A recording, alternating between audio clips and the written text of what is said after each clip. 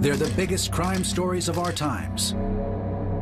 The real-life whodunits that inspired made-for-TV movies and major motion pictures. Hijacked. Kidnapped.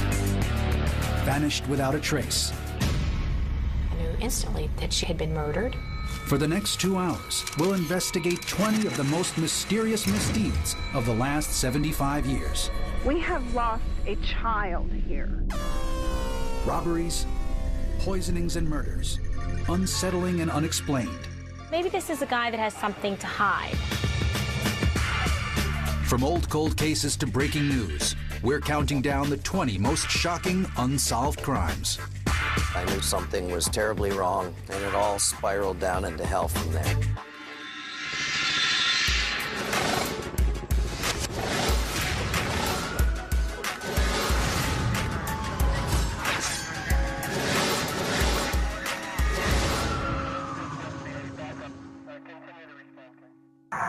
A trip to the mall, an innocent request, and a gruesome homicide. Shocking unsolved crime number 20 is the abduction and murder of Adam Walsh. The disappearance of that little boy, just 6 years old at the time, struck the American heart like no other, and the issue of missing children has never been the same. On July 27, 1981, Reve Walsh took her 6-year-old son Adam to the Hollywood, Florida mall. She needed a lamp. Adam asked her if he could watch 2 sets of boys play video games. Video games were brand new. There was a model video game there, just like kids do now, to look at the newest games. We called him the little gentleman. He asked his mom, "Can I stay here and watch these boys?" It was the last time his mother saw him alive. When Reve returned to the toy department, Adam was nowhere to be found. No one helped Reve look for Adam. They told her to go to customer service. Reve started the search, the most painful 2 weeks that you can ever imagine, looking for that little boy. She called the police immediately. Took them forever to respond. I came from my office. I knew something was terribly wrong, and it all spiraled down into hell from there. Within hours, 50 police officers and 100 volunteers were scouring every square inch of Hollywood, Florida, in cars, boats, and helicopters. But Adam had vanished, kidnapped in plain sight. We just appreciate anything that anyone could give us any information on. You should be here with us. Adam Walsh's case brought home that your child, the thing you love the most, can be taken in a flash even at the local mall. Posters were plastered across South Florida. The boys' distraught parents, John and Reve Walsh, offered a $100,000 reward for Adam's return. I started to get that gut feeling that they were overwhelmed. We designed the first missing child poster with a profile and a front picture and a name and a weight. We just were desperate to get the word out about Adam, because after the first couple days, he wasn't even a big story anymore. 2 weeks later, on August 11th, John and Reve begged for their son's life on national television. That was the worst day of our lives. That was the day after Good Morning America that they called us up and told us that the remains of a little boy had been found in a canal, and those remains were Adam. 2 fishermen discovered Adam's severed head. I don't know who would do this to a 6-year-old child. I can't conceive of it. But police were unable to find any clues pointing to Adam's killer. Over the years, countless suspects emerged, yet few proved credible. Even serial killer Jeffrey Dahmer was interviewed about the case in 1991. There was another suspect. John Walsh was certain his son's killer was a convicted mass murderer named Otis Toole, who died in prison in 1996. I believe, and so do I think the vast majority of people who've really looked into Adam's case, that Otis Toole got away with Adam's murder. Hopefully there is justice in the next life, and he'll burn in hell for eternity for killing that little boy. After Adam's death, John Walsh's life mission became clear. He quit his job as a hotel executive and tirelessly lobbied Congress for the formation of the National Center for Missing and Exploited Children. The agency was established in 1982. The National Center was born with 2 primary missions. One was to reunite families, to bring missing children home, and to keep children safe from sexual exploitation and victimization. But John Walsh was far from done. In 1988, he began hosting America's Most Wanted. He has been an icon in the crime and justice field for many, many years. To date, Walsh has helped bring nearly 1,000 fugitives to justice. It's now been more than a quarter century since his little boy was abducted and brutally murdered. And he's never lost any of that intensity. On the 25th anniversary of Adam's abduction, President George W. Bush signed the Adam Walsh Child Protection and Safety Act into law. This law makes an important step forward in this country's efforts to protect those who cannot protect themselves. The Adam Walsh Act makes the failure to be compliant with the sex offender registry obligation a federal felony. It's a great piece of legislation. We had the honor of having President Bush sign it on July 27th, the 25th anniversary of Adam's disappearance. There was bigger news ahead. In December 2008, Hollywood, Florida police identified Adam Walsh's killer. Cops said circumstantial evidence finally proved overwhelming. It is our determination and conclusion that Otis Poole was the abductor and murderer of Adam Walsh. Although Adam's body has never been found, the case is now closed. The not knowing has been a torture, but that journey's over. He pioneered an entire musical genre. He was called the John Lennon of rap. And like Lennon, he was taken down by a gunman's bullet. Shocking unsolved crime number 19 is the murder of Jam Master Jay. When you think of Jam Master Jay, you think of a father, a husband, a pioneer, a legend. Jam Master Jay was born Jason Mizell in Queens, New York in 1965. He first achieved fame in 1986, manning the turntables on Run DMC's crossover hit, Walk This Way. The DJ used to just be the guy that played a record. Jay knocked that wall down where the DJ's actually part of the group. After the meteoric rise of Run DMC, Jay became a revered rap record producer. The DJ stayed close to his roots. Hip-hop was always the best music and the best form, my only form of lifestyle. Jam Master Jay wasn't one of these guys that has big success and that leaves the neighborhood and you never see him again.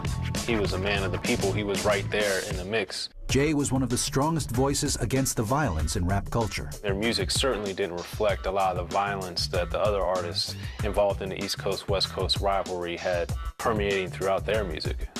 He was seen as a peacemaker to most, but not all. On the night of October 30th, 2002, Jay was in his Jamaica, Queens recording studio with a couple of friends. They were recording some beats when they got a knock at the door. One of the women inside of the studio opened the door and two gunmen burst in. Both brandished handguns. One of them ordered everyone in the room to hit the floor. The other shot Jay point blank in the head with a .40 caliber pistol. The 37-year-old music trailblazer died instantly, inexplicably murdered in cold blood. 2,300 people came out for Jam Master Jay's funeral. What hurt so much is the fact that somebody knew who he was, knew how much he meant to everybody, and still did him like that. Heroes are not exempt from being victims of our sickness with violence. Despite all the attention in the weeks after the murder, the investigation stalled. People that witnessed Jam Master Jay's murder probably don't want to talk about it for whatever reason, whether that's fear of retaliation, or that's code of the streets. There's very little protection for witnesses. Everybody knows that. In this particular case, you have eyewitnesses that saw the perpetrator, so you need their cooperation to really present a case to the grand jury and even to arrest them. To date, police have made no arrests. Coming up, a crazed serial killer terrorizes a nation, and a teenager's vacation causes an international incident. I did not look at the destination. I did not do my homework.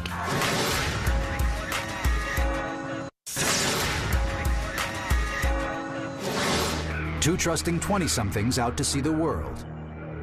Two sleeping bags, one heinous double homicide. Shocking unsolved crime number 18 is the murder of Jason Allen and Lindsay Cutshall. The year 2004. The location, Rock and Water Christian Adventure Camp in Kelowna, California. Jason Allen and Lindsay Cutshall were spending an idyllic summer working as camp counselors. Jason was a 26-year-old Bible college grad from Michigan. Lindsay was a 22-year-old pastor's daughter from Ohio. They were in love and engaged to be married that fall. About 6 weeks after they had met, he had actually asked me for her hand in marriage. Once we got to know Jason better, we realized that he was the right guy for her and they were a great match.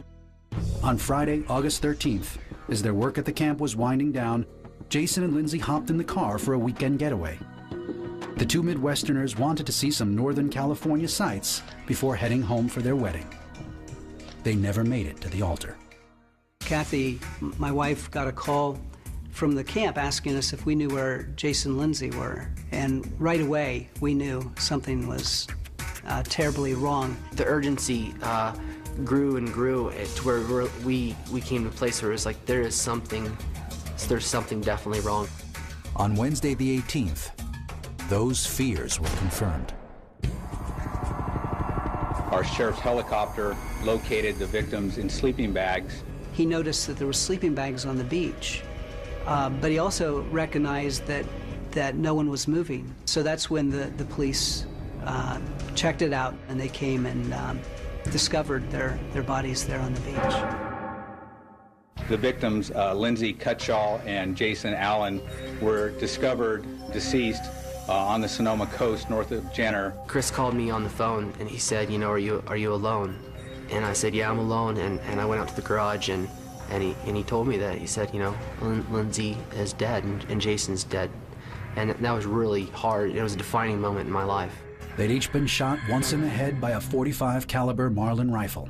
It appears that the killer came up, shot them, and simply disappeared. You don't know what provoked it, and you don't know whether anybody's safe if they're in the same situation. It seems to be just a random, senseless act of killing. Detectives followed hundreds of leads and questioned nearly everybody in the nearby town of Jenner. There weren't many clues. Nothing of value was missing, and there was no evidence of sexual assault. Investigators found a journal in a driftwood structure nearby. People would go in and make journal entries. You know, just random things were written down in the book. Both Jason and Lindsay wrote in that notebook. And Lindsay talked about the sunset. And Jason wrote about the wonder of his relationship with Lindsay. And those were just wonderful gifts that shared their heart with us just hours before their deaths. The book had been out there for probably 2 to 3 months prior to this incident occurring. So if anybody had made a journal entry in there, we would like them to come forward and just talk to us about, you know, their observations. A Camo 40 beer bottle left near the scene was a brand available only at a few local specialty stores. It may or may not have been left there, you know, by the person involved in this case. Investigators were also looking for a vehicle that was reportedly parked north of the beach. We'd like the person who owns this vehicle to come forward and talk to us. They may have witnessed something significant related to this case. In September 2004, Lindsay's father had planned to officiate at his daughter's wedding. Instead, he presided over her funeral. They're in heaven, and that gives us great comfort, but at the same time, there's great pain. Jason and Lindsay's ashes were buried together, 2 miles from Lindsay's childhood home. A $50,000 reward remains unclaimed. We feel that there is somebody out in the public at this point who has information that would help the Sheriff's Department solve this crime. There's not a day that goes by that we do not grieve. But there's not a day that goes by that we do not thank God for Jason and Lindsay. And we're also very grateful for the many lives that have been touched and changed because of this tragedy.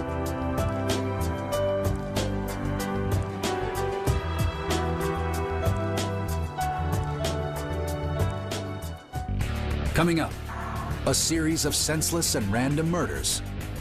Or are they? Plus, I came up to the car and he was lying across with his head under the steering wheel.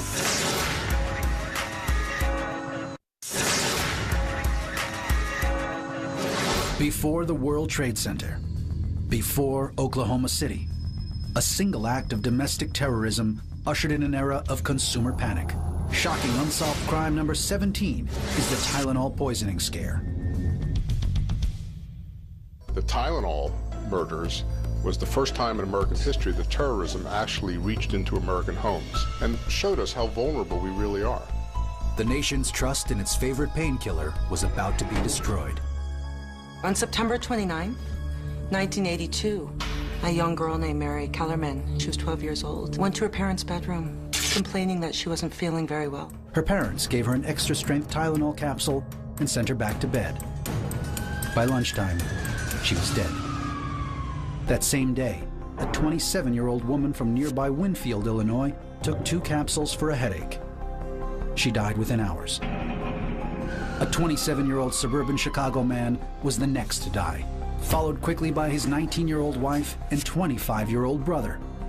All 3 family members took capsules from the same bottle of Tylenol. Several firefighters in the Chicago area were talking about the oddity of these people keeling over, and they detected the fact that all of these people took Tylenol right beforehand. Authorities looked at the remaining pills in the family's Tylenol bottle and found capsules laced with deadly potassium cyanide. It was 10,000 times more than the amount that would kill an average person. The cyanide is a chemical compound which is found in various kinds of industrial products. It basically shuts down the metabolic machinery of all your cells. You can ingest cyanide and be dead in seconds to minutes. Meanwhile, the makers of the pain reliever, Johnson & Johnson, issued a recall. Johnson & Johnson felt that their #1 responsibility was to the consumers, even to the point of withdrawing all of the products from the shelves in the Chicago area, actually nationwide, so that any risk would be removed.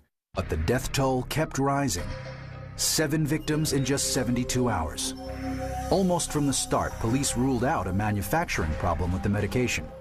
It was determined, and fairly quickly, that somebody was taking the capsules apart and putting in a small amount of cyanide and putting them back together and then putting them on the shelves. Ultimately, more than 30 million capsules of Tylenol were recalled, costing Johnson & Johnson an estimated $100 million.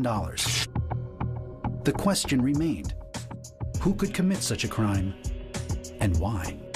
Sick people commit crimes like this. Some people do it because there's a revenge motive. They're angry at the company. Some people do it for the kicks, to see if they can read their names in the news and know that they got away with it. After a 6-month investigation, authorities had no viable leads. New tamper-proof packaging was introduced. Packaging that is now the norm for almost all forms of consumable products. To this day, we now have to struggle to open your medications because now they're tamper-proof. It also led to the 1983 Tylenol bill, which made the tampering of any consumer products a federal offense. In 1986, after yet another death, Johnson & Johnson stopped manufacturing their products in capsule form. They then withdrew all capsules and destroyed them. And sometime later came out with what's still on the market today called caplets, but you can't tamper with that the same way that people could tamper with the capsules. The identity of the Tylenol poisoner still remains a mystery. At 21, he was dubbed the rock and roll king of the Southwest. At 22, he was called the next Elvis Presley. At 23, he was dead. Number 16 on our list is the mysterious death of Bobby Fuller. Bobby and his brother Randy moved to Los Angeles in 1965 with his band, the Bobby Fuller Four. The Bobby Fuller Four's greatest hit, without a doubt, was I Fought the Law. It was a really good cut, a really good recording of it, and it just, you could tell it was going to be a hit. July 18th, 1966, Hollywood, California. According to published reports, Lorraine Fuller discovered the lifeless body of her oldest son, Bobby, face down in the front seat of her 1962 Oldsmobile. I came up to the car and he was lying across with his head under the steering wheel. You could tell he had rigor mortis, and you could see blood marks on him. Local newspapers reported a gas can was found near Bobby's head. Most of the contents had been poured over his body and inside his mouth. His face was blood red and swollen. If you find somebody deceased with unexplained injuries, it raises the question of the involvement of another person. According to published reports, detectives failed to tape off the crime scene or dust the area for fingerprints. One publication claimed a witness reported seeing a plainclothes officer throwing the gas can into the trash. Yet the coroner's report officially labeled the death accident or suicide. Case closed. The injuries that were found were, in my opinion, far too significant, extensive, and atypical to be associated with a suicide. He was on the verge of major success. People were talking about him about being the next Buddy Holly. He had everything to live for. Fuller's friends and fans proposed several theories about his death. An overdose of the popular drug LSD was possible, but unlikely. If someone were to die while under the influence, then there should be LSD left in the system that you can detect. Another theory suggested Bobby was killed for insurance money. I had partners, and apparently they had taken out a policy, which I didn't know anything about. No such policy was ever paid out. Some even speculated the mob was involved. That's the first thing everybody goes to, oh, the gangsters. But I don't personally feel that there was anything like that. In the end, the official report was changed from suicide to accident. An accident forever shrouded in mystery. When we return to 20 most shocking unsolved crimes. When the kids were coming off the bus, he would pick them off, one by one.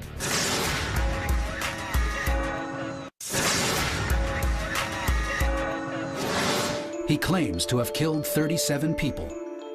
His story has inspired a dozen books and 2 movies. He is one of America's worst serial killers. And his identity remains a mystery. Shocking unsolved crime number 15 is the case of the Zodiac Killer. This man had a reign of terror, and he was randomly killing people for the kicks of it. The date was December 20th, 1968, and a serial killer was about to claim his first victims. Teenagers David Faraday and Betty Lou Jensen were parked in a station wagon at a lover's lane in Vallejo, California. David Faraday was shot once in the head and was killed very quickly, and Betty Lou Jensen apparently started to flee, and she was shot several times in the back. 6 months later, at a different lover's lane in Vallejo, the killers struck again.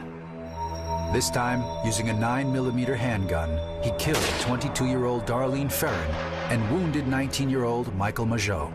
He actually was tossed into the back seat by the force of bullets and presumed dead, but he survived. Shortly after, a man who said he was the shooter calmly phoned Vallejo police. Didn't want to leave it up to the police to link the murders. He wanted to take credit immediately, and he reported his own crime. On July 31st, 3 area newspapers received a handwritten letter from someone claiming to be the murderer. To prove that he was the actual culprit, he included details that only he and the police would have known. There were ominous instructions to print part of an encrypted message on the front page of each newspaper. They contain cryptograms, these puzzles that you have to decipher. And when you decipher them, you see that he's threatening to kill more people. The letters also gave the killer a name, Zodiac. True to his word, Zodiac struck again in September 1969. College students Brian Hartnell and Cecilia Shepard were picnicking at Lake Berryessa in Napa Valley. He was wearing a black hood, and he was wielding a knife, a foot-long knife. He approached his victims, and then he stabbed them. Zodiac penned another cryptic note, on the side of Hartnell's Volkswagen. He immediately called the Napa Police Department and again took credit for the killing. He wrote on their car the dates of the other murders and the Zodiac sign to instill more terror. Barely 2 weeks later, Zodiac claimed yet another victim. He kills a cab driver in the Presidio Heights section of San Francisco, shoots him with a 9mm gun, takes an article of his clothing or a piece of his clothing, sends the piece of clothing along with another letter. This time, the serial killer threatened to execute a busload of students. He was going to be a sniper, shoot out the tire of the school bus, and then when the kids were coming off the bus, he would pick them off one by one. Thankfully, that threat was never carried out. The Zodiac killer had done almost everything you could to try to get caught. He made phone calls, but by the time they got to those phone booths, he wasn't there. He sent letters, he sent puzzles, he taunted them. One of the last verified letters from the Zodiac killer was postmarked in May 1974. No one's sure how many murders were actually committed by the man who called himself the Zodiac killer, but at least 5 deaths are confirmed.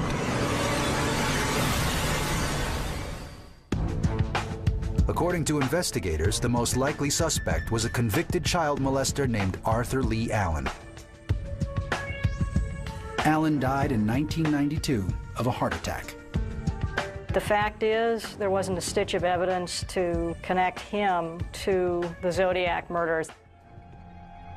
DNA samples of saliva found on envelopes mailed by the Zodiac killer were compared to samples of Allen's DNA in 2007. They did not match. Coming up. I think it was someone who knew her and just decided to murder her.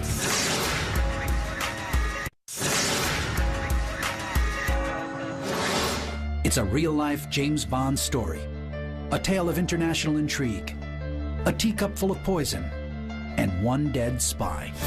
Shocking unsolved crime number 14 is the assassination of Alexander Litvinenko. Alexander Litvinenko was a former KGB agent, later an agent of the FSB, which was sort of a successor to the KGB in Russia. After 12 years in service to his country, Litvinenko experienced a crisis of conscience. In a 1998 press conference, he publicly accused his bosses at the FSB, including one Vladimir Putin, of ordering the assassinations of Russian businessmen for their own financial gain. This did not sit well, as you can imagine, with his bosses, and that, for all intents and purposes, was the end of his career. Putin went on to become president of Russia in 1999. Litvinenko fled to England in 2000. He became an outspoken opponent of Putin's and the intelligence agency. Then, on the night of November 1st, 2006, Litvinenko fell ill. He went to the hospital on November 3rd. He lost a lot of weight. He was losing his hair. You could see that this was a man just deteriorating before our eyes. As he got worse and worse, the medical personnel, they knew that he'd been poisoned. At least he had all of the symptoms of poisoning, but they didn't know how to treat it. They didn't know what to test for. When scientists finally did determine the type of poison, their diagnosis was a virtual death sentence. The former spy was poisoned with a highly toxic and rare chemical element, radioactive polonium-210. Polonium is a very unusual substance that you don't find in the course of normal activities, but outside of the laboratory and a few industrial applications, you don't expect to see it. Litvinenko died on November 21st. Scotland Yard began investigating his death as a murder. 27 locations in and around London were contaminated with traces of radioactive polonium-210. They found traces of polonium in restaurants, I believe in a taxi cab. The exposure then had spread to enough degree that you could track it. And then they found the smoking gun. Investigators determined Litvinenko met with 3 Russian men at London's Millennium Hotel on November 1st. A teapot at the hotel produced a radioactive reading that was off the charts. I mean, how did somebody get a hold of this, and how was this, given to him? Was Litvinenko killed by friends of Putin to silence his criticism? Or was the murder committed by Putin's enemies to discredit his administration? On his deathbed, Alexander Litvinenko publicly accuses Vladimir Putin of being responsible for his poisoning and ultimately his death. British authorities suspect former KGB bodyguard Andrei Lugovoy. He was one of the men Litvinenko met that fateful November night. He did cooperate a little bit with Scotland Yard and then suddenly left the country and went back to Russia. UK prosecutors asked Russian authorities to return Lugovoy to England to stand trial. Even though everyone believes that Andrei Lugovoy is responsible for the murder of Alexander Litvinenko, Russia refuses to extradite this man to England. Instead, officials in Moscow pledged to investigate the incident themselves. In the end, a lot of people are very skeptical that the Kremlin will actually do any sort of thorough investigation into a case like this, because the last thing they'd want to do is show that a former KGB official had something to do with the death of Alexander Litvinenko. The body of Alexander Litvinenko was buried in a lead-lined coffin in a London cemetery. The former spy's assassin remains at large. A woman with no enemies, a fire of suspicious origin, one dead body, and no suspects. Unsolved crime number 13 is the murder of Vanessa Yvette Johnson. In 2003, Vanessa Johnson was living her dream. The 39-year-old was a newlywed with her own business. Vanessa was a very happy, outgoing person.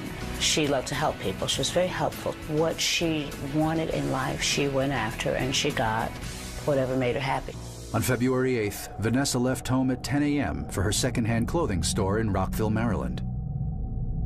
The post office is right next door. The postal employee was coming back from his route, and he noticed smoke and fire coming from the area of the consignment shop. I couldn't even imagine this happening. I thought it was like a nightmare. Fire department came, and they got in and started extinguishing the fire.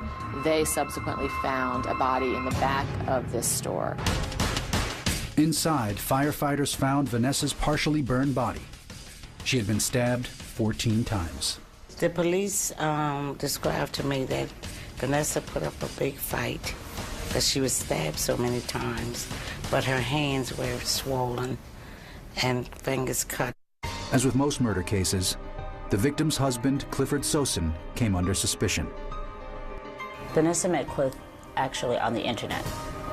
And he seemed like a very nice person, very into Vanessa and, what she wanted and things she wanted to aspire to. And I was very fond of him. They had a good relationship as far as I could see.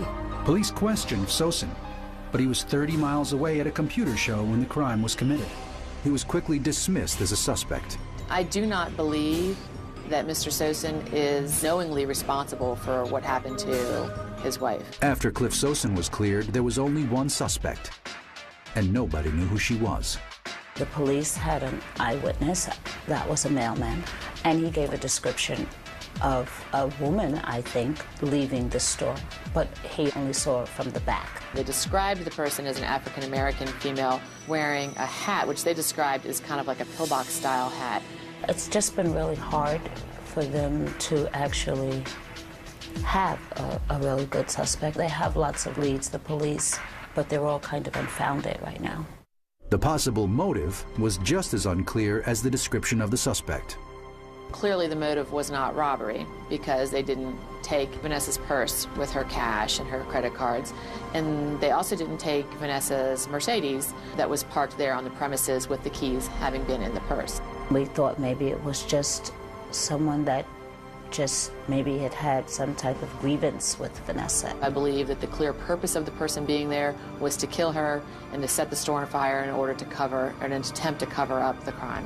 To me, it was premeditated because they brought the gasoline with them. I think it was someone who knew her and just decided to murder her. On May 16, 2003, Vanessa's friends and family came together in her honor. She would have turned 40 years old that day. The Victims' Rights Foundation had a prayer vigil for Vanessa. There was something like 200 or so people to come out.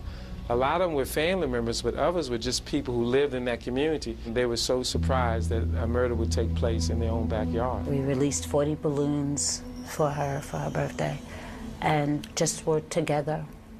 There have been other birthdays since. I still go to the park and release balloons for her. I still do. Vanessa's killer remains at large. That would be one of the happier days of my life when I found out who murdered Vanessa. Coming up on 20 Most Shocking Unsolved Crimes. They told me that her throat was cut multiple times. Her body was nude except for one white sock.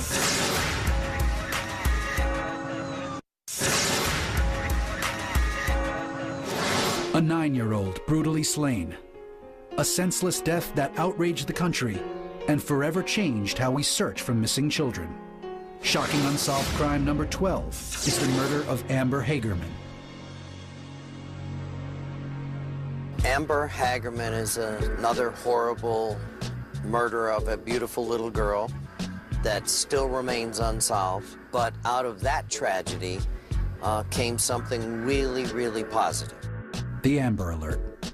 It is now a familiar part of American life. And it started with the disappearance of one little girl. Amber was just a loving child, and she loved everybody. She was very sweet, very kind. She was a very happy little girl. She was the love of our lives. On January 13th, 1996, Amber Hagerman and her 5-year-old brother Ricky left their home in Arlington, Texas. They got on the bikes, and as always, millions of times they went around the block, and they were supposed to come right back. Well, Amber didn't come right back. I asked Ricky, where's Sissy at? And, I don't know, Mommy. And so my father, he went and got his truck. He went to look for her, and he seen her bicycle laying there, and not Amber, nowhere in sight. Amber was abducted from an abandoned Winn-Dixie parking lot. I started crying and screaming and walking towards where she was abducted at and screaming her name in disbelief. It can't be happening. The only witness to the crime, 78-year-old Jimmy Kevill, could provide few details. He described Amber's kidnapper as a man in a black pickup truck. He turns around to see her just in time, the man picking her up off her bicycle, throwing her in the black truck, and the black truck drives off, and they're gone. Immediately, local and state law enforcement began searching the area by ground and air. We got more and more FBI agents and more police officers, and it just grew bigger and bigger, and still just no luck. I want my baby home. Just let her go, please. Just let her go. She'll find her way home. If Amber's kidnapper saw Donna's plea, he wasn't moved. Well, I wanted my little girl found. The media was the only thing that I was able to do. So I did as many interviews as I could. I got Amber's picture out as much as I could. A man walking his dog found Amber's body 4 days after her disappearance. The head was face down in the water. Most of the body was kind of crooked around a rock. The current was running fairly fast behind it. They told me that her throat was cut multiple times. Her body was nude except for one white sock, and her body was face down in the creek bed. Amber's gruesome death touched a nerve and affected a nation. Amber and me, we were just everyday normal people. We're just quiet country folks that mind our business, and I was really shocked how the media got involved and how it spread so fast, and it just seemed like the whole world knew about Amber and just within days. The Center for Missing and Exploited Children helped launch a national early warning system to notify the public whenever a child is abducted. A system they named Amber. Time is the enemy in the search for a missing child. In 74% of abduction homicides, the child is dead within the first 3 hours. So we have got to mobilize the eyes and ears of the public to generate that key piece of information.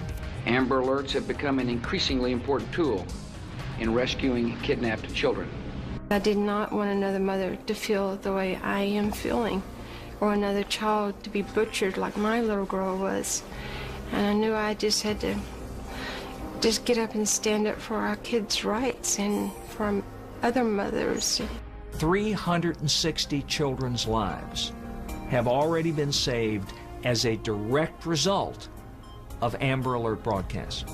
That really changed the way that people look for missing children by using the national media. So out of that terrible, horrible, unsolved case has come something really positive and a real legacy for little Amber. The search for Amber's killer continues. Still, Donna Norris can take some solace. It means a lot to me because, when my daughter was here, she was always such a little mommy to other children, and she always took care of them. So I think this is just another way for her to keep doing what she was doing, taking care of children and keeping them safe. Coming up on 20 Most Shocking Unsolved Crimes, a nation is paralyzed when murder comes by mail, and a beautiful little girl meets an ugly end. Plus, she allegedly said the minute that she realized her daughter wasn't there, "They've taken her."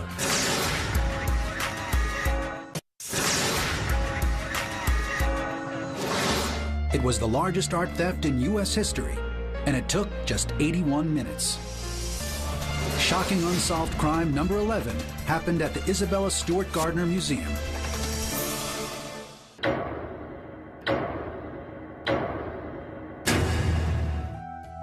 It might have been the perfect time to commit a crime in Boston. The early morning hours after St. Patrick's Day. That's when two men dressed as police officers showed up at the Gardner Museum near Boston's Fenway Park. It was 1:24 a.m. on March 18, 1990. The two phony policemen buzzed the intercom. They claimed to be investigating a disturbance on the grounds. The guards took the bait and let them in. The security guards were actually brought to the basement of the museum and restrained, tied up, and they were put at opposite ends of the basement. The thieves now had free rein in the museum, and they seemed to know exactly what they wanted. The thieves stole 13 pieces of priceless art from the museum, including Rembrandt's Storm in the Sea of Galilee, which is a significant piece because it is the only known seascape of Rembrandt's. They also stole Vermeer's The Concert, which represents one of only about 32 pieces done by Vermeer. A Manet painting, 5 Degas sketches, the eagle on top of a Napoleonic flag. Just cutting them out of the frames, and to this day you can actually see the jagged remains of the paintings by these great masters. The robbers then removed the museum's surveillance video. By 2:45 a.m., they were gone. All told, the thieves got away with 13 masterpieces worth an estimated $100 million at the time. The art theft here at the Gardner Museum in 1990 represents the largest art theft in American history. Values have been assessed ranging from $200 million to $500 million and more. The descriptions of the suspects didn't help much. In police reports, the guards said the men were two 30-ish white guys with mustaches that may have been fake. Over the years, the FBI pursued more than 2,000 leads, involved agents from 56 different offices, and traveled to 4 continents. We've looked at the common everyday thief, we've looked at drug cartels, we've looked at international theft rings. The Gardner Museum is currently offering a $5 million reward for information which leads directly to the recovery of the art in good condition. Despite the continued interest, police are no closer to solving the case today than they were in 1990. The museum and the FBI have received a large number of leads, and both of us have worked hard to follow each of them. Isabella Stewart Gardner's will states no paintings in her museum are to be sold or replaced. The empty frames of the stolen paintings still hang in the gallery, providing silent testament to the greatest art theft in history. A loud thud, a suspicious bloodstain, miles of ocean in every direction. Unsolved crime number 10 is the mysterious disappearance of George Allen Smith. My son boarded a Royal Caribbean ship for his honeymoon and he never got off. On June 29, 2005, Connecticut newlyweds George Allen Smith and his wife, Jennifer Hagel Smith, arrived in Barcelona, Spain. That night, they set sail on an 11-day Mediterranean honeymoon cruise. During an evening, they sort of went their ways at one point on the ship. Ship records showed George used a key card to enter his room at 4:02 that morning.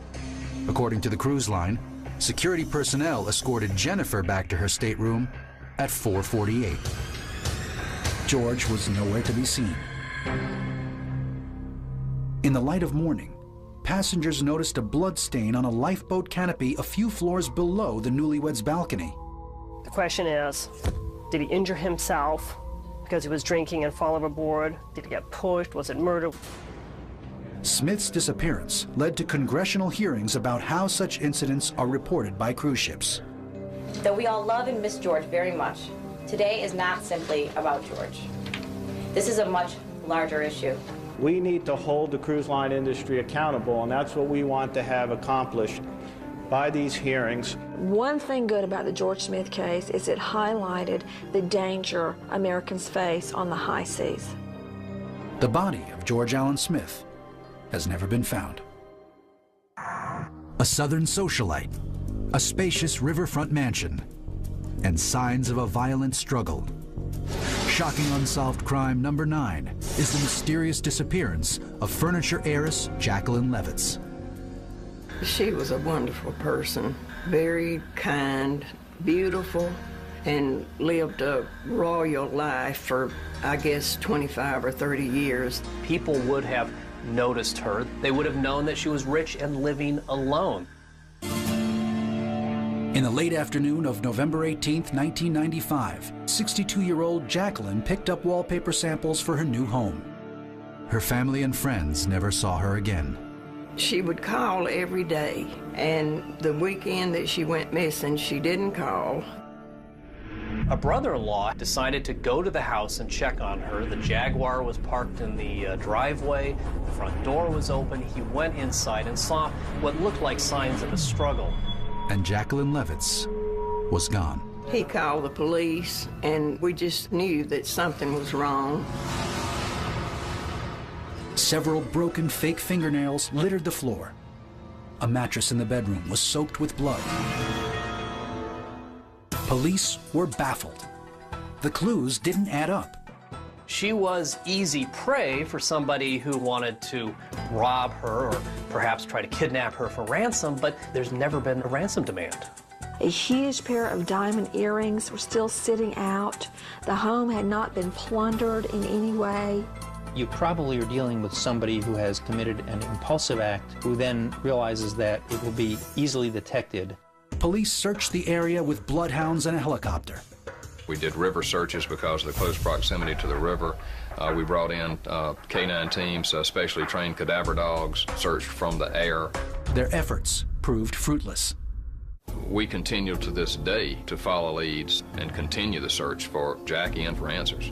We just never give up. We keep hoping and praying that someday we'll find out what happened to her. You never know when you're interviewing someone if little tidbits of information that they may think is completely insignificant may be vital to the investigation.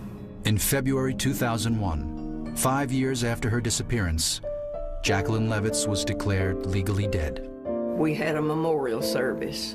Other than that, there has been no closure. It's just a mystery. When 20 Most Shocking Unsolved Crimes continues, a holiday ends in horror. When a child goes missing, the very first suspects are always the parents.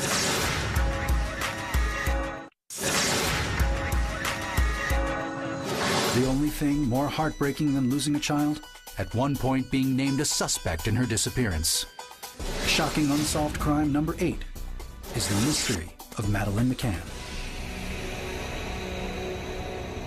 On May 3, 2007, Kate and Jerry McCann were wrapping up a 7-day holiday at the upscale Mark Warner Ocean Club Apartments.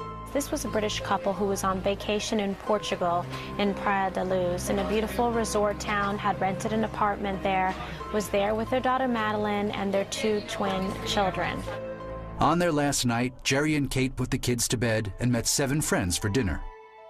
The buildings were kind of spread apart, and the McCanns, were dining, and they left their children in their apartment. They were, in fact, a full football field length away from their child. They could have gotten babysitters at this luxury resort there in Portugal. They didn't. They could have easily afforded it. They didn't. They left the children totally alone. They would each take turns going to check on the children. The mom went, the dad went, and one of their dining companions went. According to the parents, they were popping back in to check on their children every 30 minutes. Around 10 p.m., Kate checked the bedroom where she'd left Madeline. According to published reports, witnesses heard Kate scream. Kate McCann's reaction has raised some eyebrows. She allegedly said the minute that she realized her daughter wasn't there, "They've taken her," which people found a little odd. Maybe she just disappeared or wandered off on her own. She screamed, "Oh my God, Maddie's gone, they've taken Maddie." Not only was the apartment unlocked, but a window was open. Over the next several days, 130 police officers and volunteers combed the Portuguese countryside. There was no sign of the little girl. Until there is concrete evidence to the contrary, we believe that Madeline is safe and being looked after, and that is how we can continue in our efforts. Tips poured in from across Europe and beyond. Alleged sightings of the blonde-haired, blue-eyed girl came from all over the world. There have been sightings in Portugal, in Morocco, in Belgium. She has a very distinctive iris of her right eye, a birthmark, so to speak, that can easily eliminate any of these children who are allegedly Madeline in other countries. The McCanns pledged not to leave Portugal without their oldest daughter. But then the case took an ugly twist.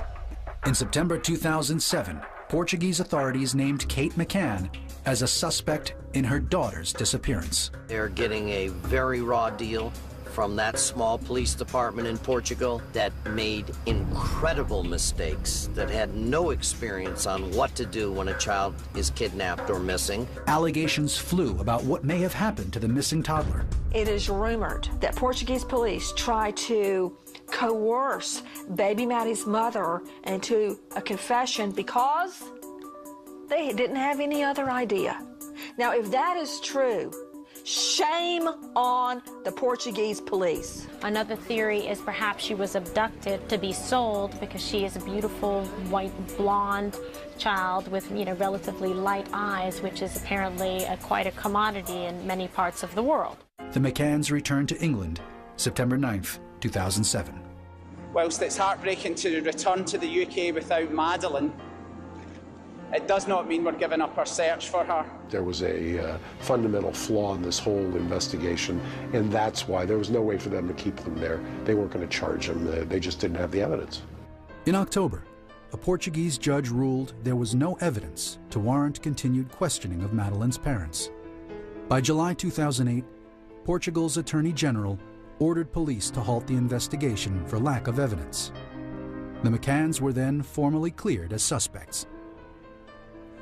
Authorities said they would reopen the case if new details emerged. There have still been no arrests. I'd like to express our sincere gratitude and thanks to everybody, but particularly the local community here who have offered so much support. Please continue to pray for Madeline. She's lovely. When we return, a killer goes postal. I believe that it's the type of attack that we must prepare for to happen again.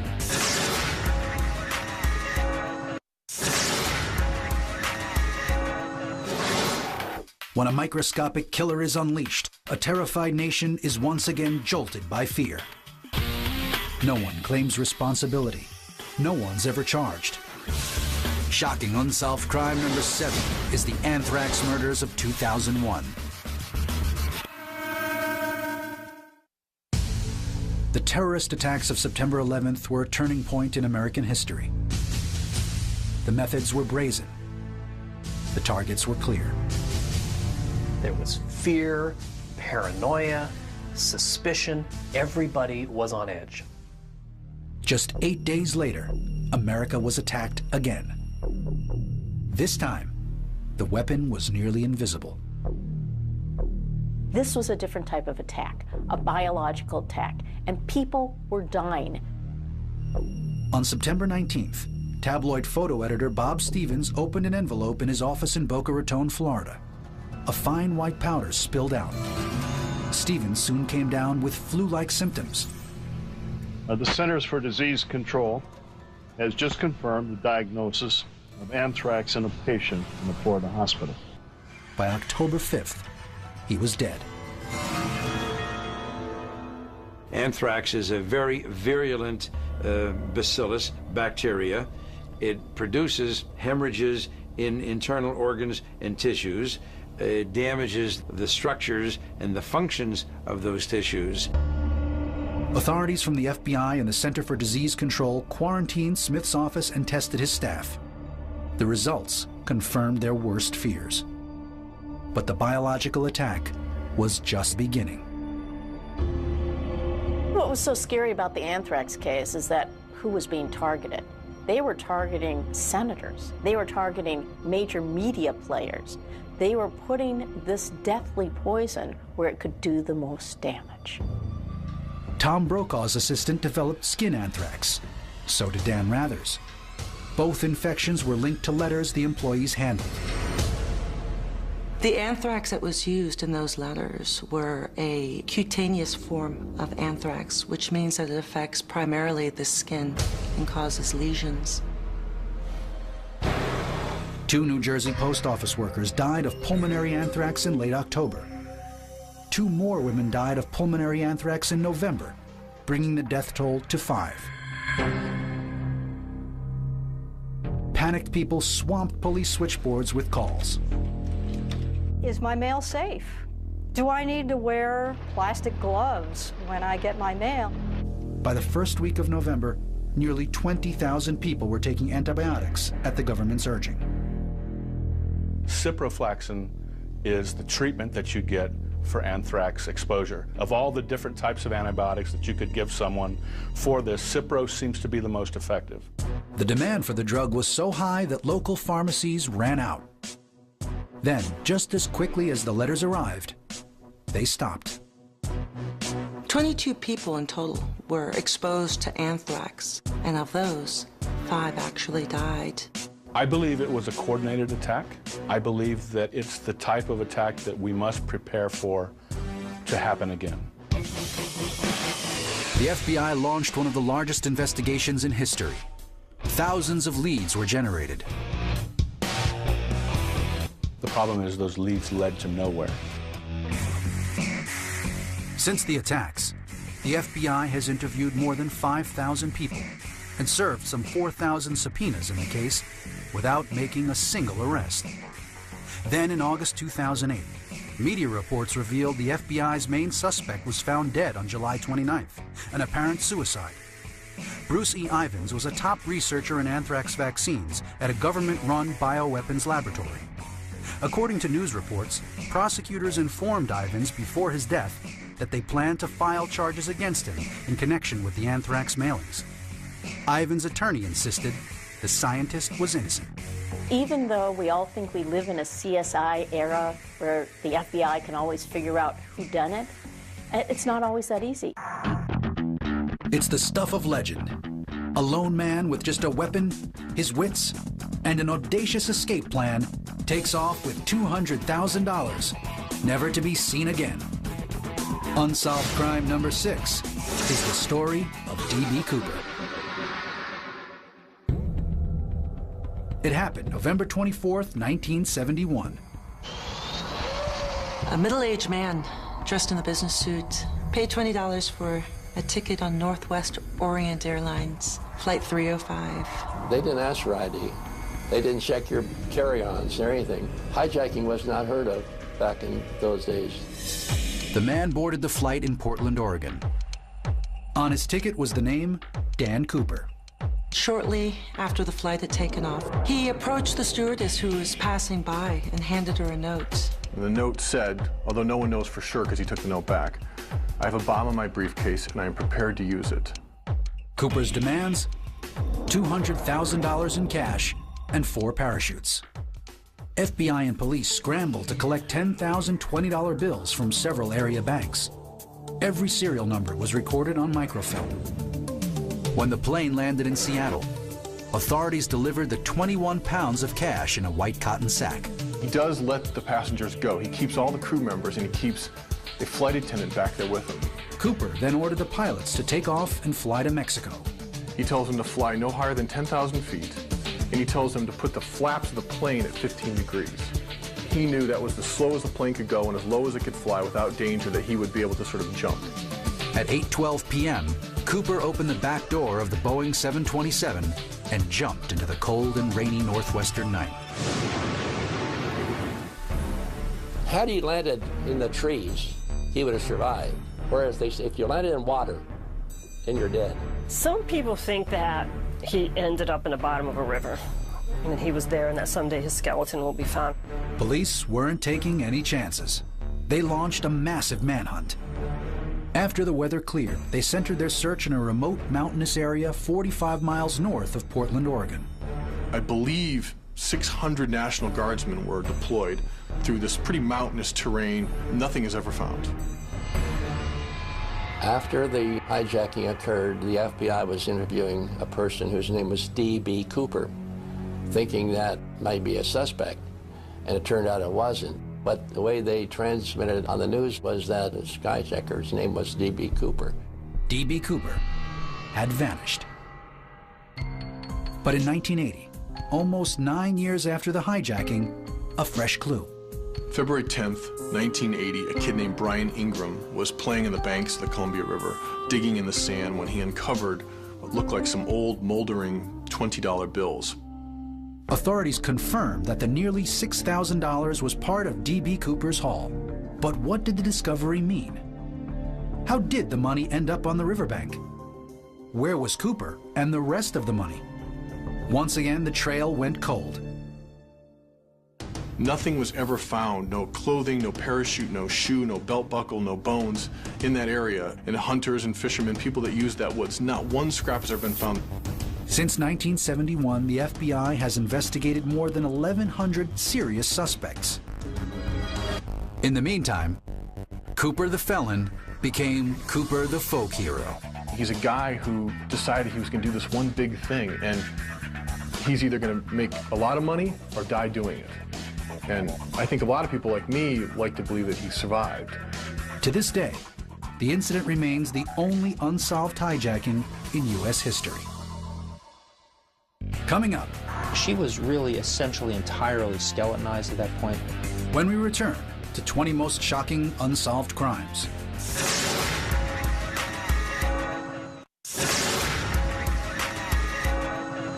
She was like any other college girl, except she disappeared while she was allegedly dating a U.S. congressman. Shocking unsolved crime number 5 is the murder of Chandra Levy. 24-year-old Chandra Levy was a college student working in Washington, D.C. Chandra Levy had just concluded an internship with the Federal Bureau of Prisons. She worked in their public affairs department. She had been given notice that the term was over, and that was it. She thought she was going to stay in Washington and get a job, and that had fallen through. In late April, Chandra prepared to head back to California to attend her college graduation. She had canceled her lease for her apartment and her gym membership, and told her parents and told others that she was going to come home and get her diploma. Levy emailed her flight information to her parents. Then, the errands and emails stopped. Chandra's father, Robert, called D.C. police on May 6th after his daughter failed to return his phone calls. I didn't think anything until the police went to her home and found her wallet, found her cell phone, found everything there. When you go out the door, you don't leave your wallet behind. Police with cadaver-sniffing dogs scoured a nearby park where Chandra sometimes jogged, but there was no sign of the missing intern. They looked through her phone records and her email to see who she was talking to and to see if she was having a problem with somebody, something that will give them a tip as to why she would disappear when she did. What investigators discovered took them by surprise. They found references in her emails to relatives that she was in this relationship with Congressman Condit. He was the last person to speak with her. And because they had this relationship that was sort of a secretive relationship, it was something that people thought, well, maybe this is a guy that has something to hide. This made California Congressman Gary Condit a person of interest to investigators. Chandra and I had spoken about her having a life with Gary Condit. She told me that he was married, he had children, and that she was involved. She was having feelings for this person, strong feelings. She had said that there was this 5-year plan, that he was going to finish his term out and she was hopefully going to get a job in D.C. and that he was going to tell his wife and he was going to end up being with her. On July 6th, according to published reports, the 53-year-old congressman confessed to police that his relationship with Chandra was more than just platonic. He did indeed admit to having an affair and having some connection with Chandra Levy in that regard, but to this day he maintains he had nothing to do with her disappearance. Many in the press labeled Condit's behavior suspicious. After this affair came out, it looked really bad for Gary Condit because the whole point here is that they had an affair, but does that mean he murdered her? And a lot of people made that association. There was never, ever any evidence to support that, but that was the implication. Meanwhile, without a body, it was impossible to determine what happened to Chandra. I believe and I continue to hope and pray that she will come back to us alive. On May 22, 2002, at least part of the mystery was solved. A man hunting for turtles in a D.C. area park found the skeletal remains of a young woman. I've received word from Dr. Arden over at the D.C. Medical Examiner's office that the remains found earlier today are in fact Chandra Levy. Chandra Levy's remains were discovered in a wooded area in Rock Creek Park, a very large park in Washington, D.C. Unfortunately, it was the scene of recovery of a murder victim. It was our conclusion it definitely was a homicide. This was nowhere near a place where she could have accidentally stumbled. Some knotted up running tights were found near the body. Police theorize they could have been used to strangle Chandra. There was a suspicion of a small injury on the hyoid bone, high up on the neck beneath the lower jaw, and we felt that it suggested strangulation. She was really essentially entirely skeletonized at that point. She had been there about 9 months or so since the time of her disappearance. Today, the case is still open. Chandra's murderer is still out there. Some people said that had Gary Condit come forward sooner, maybe it might have opened the air, maybe they might have even looked in other directions quicker. But because there were a lot of different roadblocks that authorities felt were happening, they had to kind of keep zeroing in on him. Gary Condit was never charged with a crime, but his political career never recovered. If he had initially come right out and said, look, yes, I had the relationship, no, I had nothing to do with her disappearance, maybe the voters would have been more forgiving. Maybe not. He didn't do that. Levy's family still runs a website called WhoKilledChandra.com. They hope one day to bring her killer to justice. Coming up, the killer cut into the side of her face and made her look clown-like.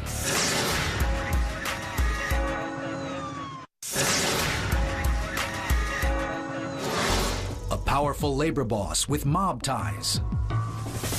A kidnapping with few clues. A whodunit that stumped investigators for 3 decades. Shocking unsolved crime number 4 is the disappearance of union boss Jimmy Hoffa. Jimmy Hoffa is one of the most influential and yet notorious figures in terms of unions. If you try to imagine somebody as well-known today as Oprah Winfrey, Donald Trump, and Hillary Clinton rolled into one, but with much more power than that combined group have presently, that was Jimmy Hoffa. James Riddle Hoffa organized his first labor strike at the age of 17. In the 50s and 60s, he helped assemble one of the most powerful labor unions in history. At its peak, the Teamsters represented more than 2 million members. Hoffa combined toughness and street smarts. He was also a convicted felon with no shortage of enemies. I don't have time to be vindictive in my life. I'm 58 years old. I feel that I have a long life ahead of me, and I'll take care of my own problems. In 1964, he was convicted of attempted bribery, was sentenced to 15 years behind bars. President Nixon actually commuted the sentence as long as Jimmy Hoffa promised that he wouldn't be involved in union affairs for at least 10 years. Behind the scenes, Jimmy Hoffa was building up his union empire again. On July 30th, 1975, Jimmy Hoffa arrived at the Macus Red Fox restaurant in Bloomfield Township, Michigan. Hoffa was there to meet two guys who had ties to the union and organized crime. He was going to meet Tony Provenzano and Jack Giacolani. My understanding is that the purpose of that meeting was to iron out this whole issue of whether Jimmy Hoffa was going to run for the presidency of the International Brotherhood of Teamsters. Jimmy called his wife when neither man appeared, but somebody else did show up. Hoffa was last seen by an eyewitness leaving the parking lot of the restaurant in the back seat of a dark red Mercury Marquis. Jimmy was sitting next to a man who appeared to be holding a shotgun. Police found Hoffa's abandoned car in the parking lot of the restaurant. There were no signs of a struggle. My father, James R. Hoffa, has been missing for some 32 hours. I think it's reasonable to assume that he knew somebody in that car. I don't think he would have gotten into a car with strangers. At the present time, we have no information as to the present whereabouts of Mr. Hoffa. There were a number of theories. Perhaps the mob wanted to silence a man they feared could give away secrets. Maybe the union brass were afraid Hoffa was going to take back leadership of the Teamsters. Some thought Hoffa was involved in other criminal ventures that somehow went awry. The issue that was framed when he disappeared was, where is Jimmy Hoffa? Not who killed Jimmy Hoffa. It's been more than 30 years since Hoffa's disappearance. Police have searched dozens of locations for the missing labor leader. I've heard that he might be buried under the 50-yard line of Giants Stadium, that he's in the footings of the Mackinac Bridge, that he's in the foundation of the Renaissance Center in Detroit. There are many, many different suggestions about what might have happened with Jimmy Hoffa. The fact is, we just don't know. In 2004, former Teamsters official Francis Sheeran allegedly confessed on his deathbed that he shot Hoffa in a Bloomfield, Michigan home and transported his body to a nearby incinerator. Within a minute and a half of the house on Beaverland Street are two cremation ovens in the Grand Lawn Cemetery. Before the hit, Sharon was told that Hoffa would be cremated, that there would be no body. DNA tests of stains found at the house did not match Hoffa. Most recently, in 2006, a barn at a Michigan horse farm was demolished as the FBI searched for Jimmy's remains. Still no Hoffa. Don't hold your breath. Whoever got rid of Jimmy Hoffa's body many years ago knew what they were doing. They were pros. James Riddle Hoffa was declared legally dead in 1982. His son, James P. Hoffa, followed in Dad's footsteps as president of the International Brotherhood of Teamsters. It's a cautionary tale for every young woman who comes to Hollywood with a dream. It's been called the murder that changed Los Angeles. Shocking unsolved crime number 3 is the grisly death of the woman known as the Black Dahlia. She was the perfect stereotype of what you would call prey. She was attractive, young, naive. In 1946, 22-year-old aspiring actress Elizabeth Short moved to Los Angeles with visions of fame. On the evening of January 9th, 1947, Betty Short headed out for a night on the town. Short's mutilated remains were found 6 days later in a vacant lot. Her mouth had been sliced into a gruesome smile. Her nude body had been cut cleanly in half and drained of blood. It's about the most heinous thing that you could do to a woman. They knew from the way she was cut in half that whoever did it had a lot of surgical skill. It was evident from the lack of blood that Betty was killed elsewhere and dumped at the scene. But by whom? It's open, there's street lights, people live a block away. Nobody was looking to hide this body. They wanted it to be found. Thousands of people were questioned. No credible suspects emerged. The LA press dubbed the raven-haired Betty the Black Dahlia.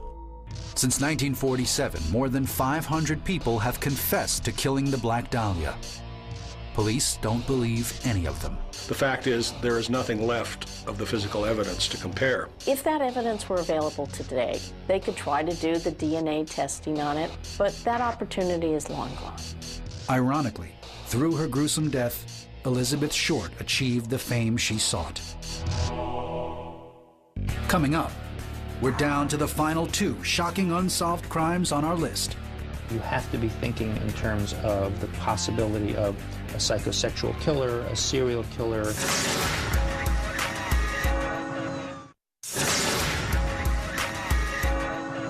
6-year-old girl has her life cut short.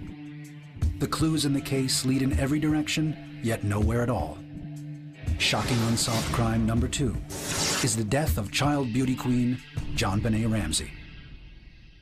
August 16th, 2006. It was a break in the case nearly a decade in the making. Police arrested John Mark Carr, an American living in Thailand, for the murder of JonBenet Ramsey. And they had a confession. I was with JonBenet when she died. Everyone was encouraged that perhaps finally this case that had frustrated so many people for so long had some kind of conclusion. On August 28th, John Mark Carr was supposed to have his day in court. Instead, the results of a DNA test discredited him as a suspect. Investigators were suddenly back to square one. The false confession of John Mark Carr added yet another bizarre twist to a confounding crime that occurred almost 10 years earlier. It happened in Boulder, Colorado, the day after Christmas, 1996. Shortly after she awoke at 5 a.m., Patsy Ramsey claimed she found a ransom note on her stairs. 911 emergency. We have a kidnapping. Hurry, please. Explain to me what's going on, okay? There's a note left in our daughter's car. Police officers arrived at the Ramseys' upscale 6,800 square foot home at 5:52 a.m. Detectives waited with Patsy for the kidnappers to call. The phone never rang. At around 2 p.m., JonBenet's father, John, made a gruesome discovery. The detective suggested, why don't you go look at everything? And so he went downstairs. One of the friends that had come to the house that morning was right behind him. That friend heard a loud scream and then saw John Ramsey running out of the room with his daughter's body. Just moving an item of clothing or moving her body in the slightest way could detrimentally hurt the investigation. The tiny beauty queen had been gagged with duct tape. She'd been struck in the head with a heavy, blunt object.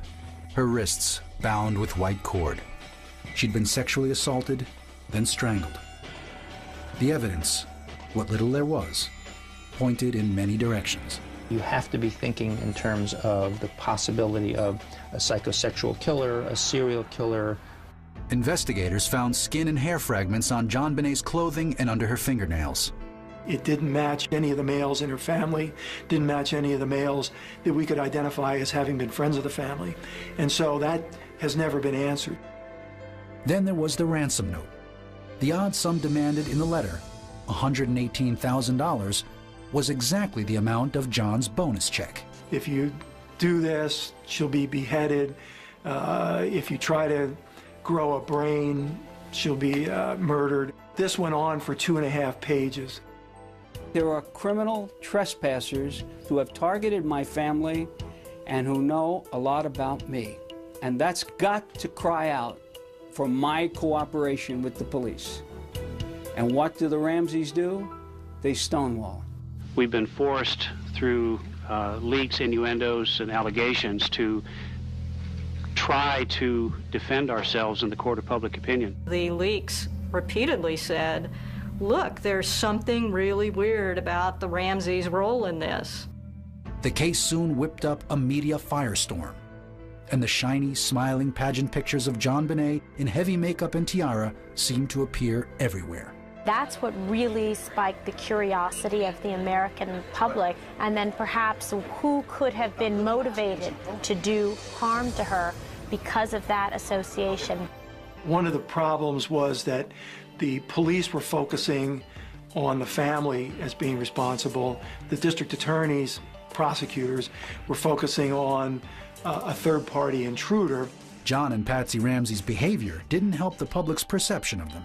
From the very early stages, they threw up defenses, and those defenses just didn't allow the police to dispel any suspicion. And so that led to further suspicion.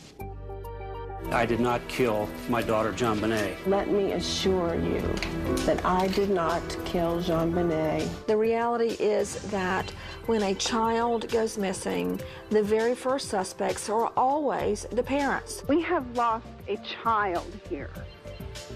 No one is going to win, even when we find the killer. After a 3-year investigation, a Boulder, Colorado grand jury spent 9 months reviewing the evidence. In all, 122 suspects were considered and then cleared. It really doesn't matter what my opinion is or what anybody's opinion is. What matters is there evidence that can prove beyond a reasonable doubt, and it never rose to that level. In December 2006, Patsy Ramsey died after a battle with ovarian cancer. In July 2008, District Attorney Mary Lacey announced that new DNA tests cleared Ramsey family members as suspects. Lacey said the test showed JonBenet was murdered by an unknown male. The DA wrote John Ramsey an apology for the years of suspicion the Ramseys endured. I think JonBenet will never get justice. I don't think John Ramsey will ever know who killed his daughter. The stress and the nightmare of being a suspect in your daughter's own murder may have sped up Patsy Ramsey's demise. It's just a terrible case that I don't think will ever be solved.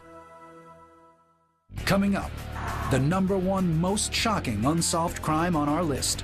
I knew instantly that she was either had been murdered or that she had been kidnapped.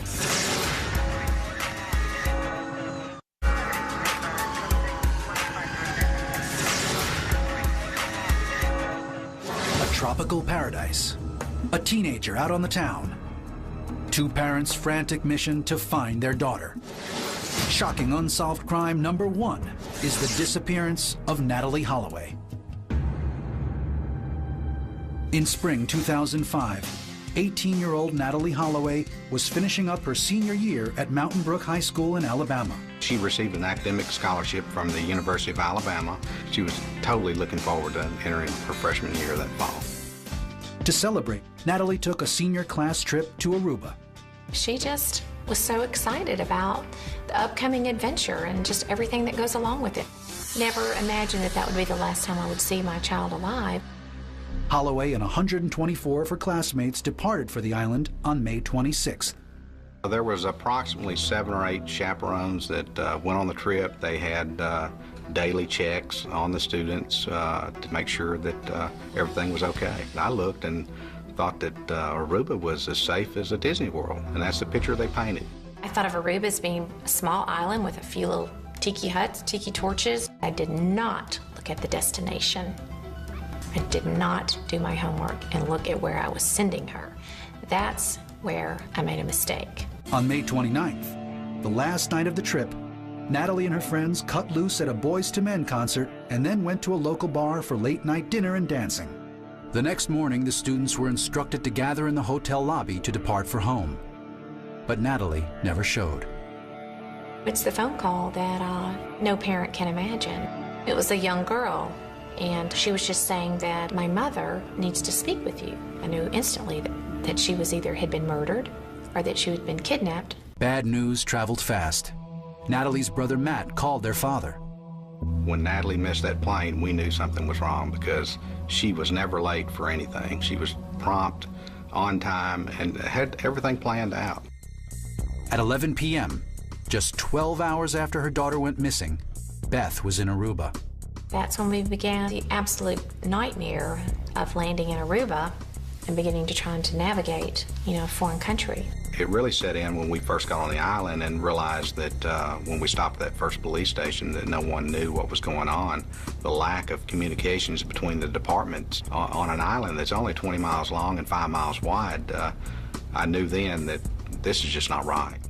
According to published reports, the last people seen with Natalie that night were locals Joran Vandersloot and his two friends, the Kalpoe brothers.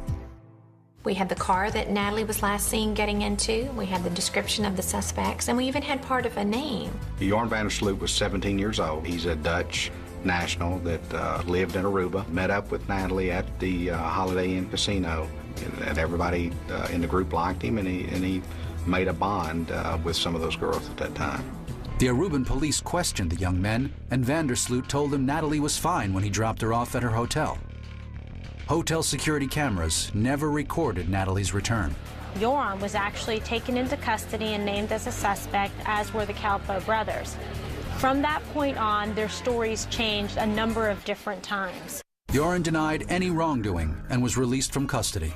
The Kalpoe brothers also denied they had anything to do with Natalie's disappearance. Natalie's parents weren't convinced.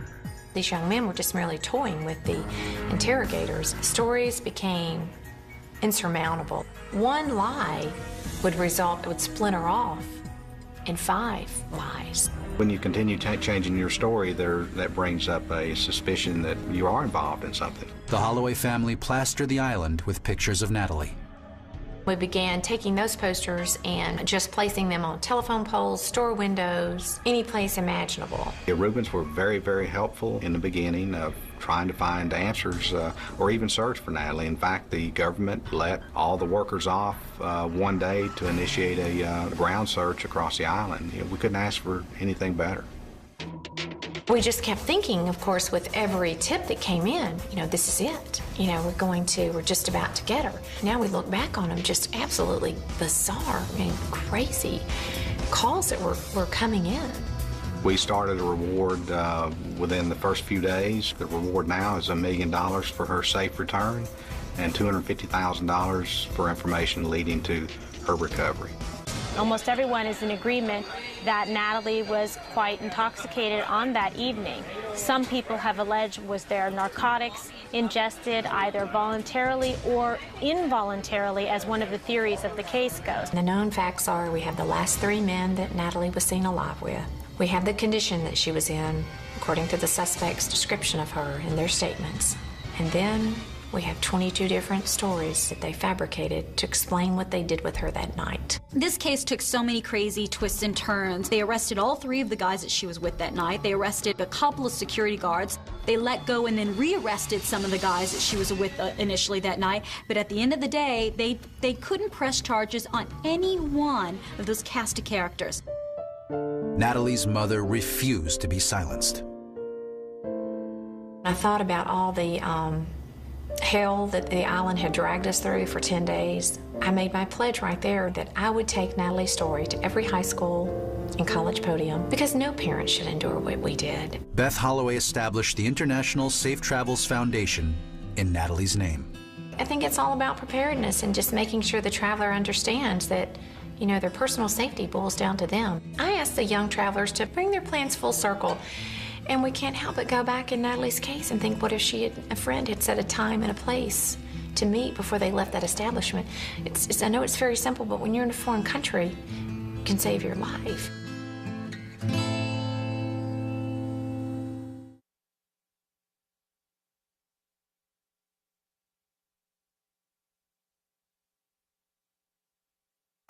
In the years to come, some of these criminals will be discovered and brought to justice. But most of these crimes will remain as they are now: shocking, brutal, and unsolved.